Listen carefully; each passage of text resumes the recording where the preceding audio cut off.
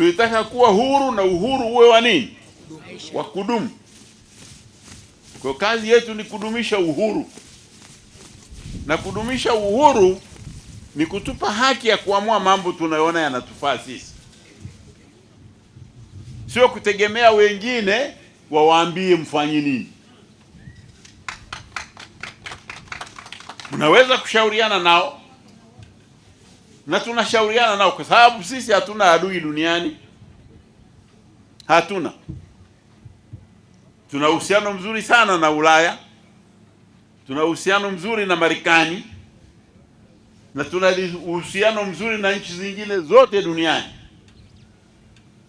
Na juzi rais wetu ameenda Urusi.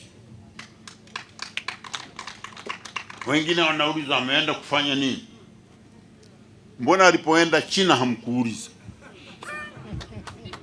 Mbona alipoenda Marekani hamkuuliza? Akienda Urusi unauliza ameenda kufanya nini? Ni mawazo yako kichwani tu ya kufikiri Marekani au Ulaya ya Magharibi ndio wenye dunia yao, lakini dunia ni yote. Na sisi tangu mwasisi wetu Julius Nyerere alituambia katika dunia inayogombana sisi tusiwe na nini? Tukae katikati. Wakigombana Warusi na Marekani, sisi tunakaa katikati. Kwa hiyo ukienda Marekani, baadaye unaenda wapi? Urusi. Na wewe huna haja ya kuuliza umeenda Urusi kufanya nini. Mbona hukuuliza tulipoenda Amerika?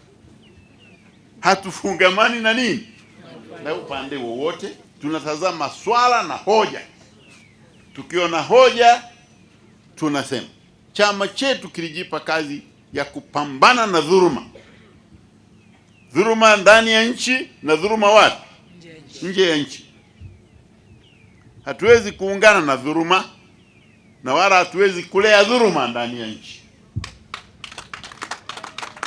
Huo ndio uhuru tuliodai, ambaye haujui vizuri ndio huo wa kuamua mambo yetu na kuhakikisha watu wetu wanaishi na hawadhulumiwi.